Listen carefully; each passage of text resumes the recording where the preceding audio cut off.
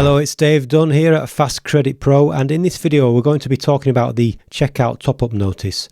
Now this is enabled here in the credit gateway settings, and when it's enabled it basically displays a top-up notice on the checkout page, and I'll show you how this looks. Okay, so we've got something in the cart, and if we proceed to checkout, you can see here there's a buy credits notice. Now this can be handy if you want to nudge people towards buying credits on the checkout itself. However, you may not want to have this enabled all the time. So if we just come in here and disable it and save those changes and just reload this page, you'll see it's now disappeared. Now that link, if you haven't seen the other video on the credit top-up destination, I'll just quickly go through the settings here.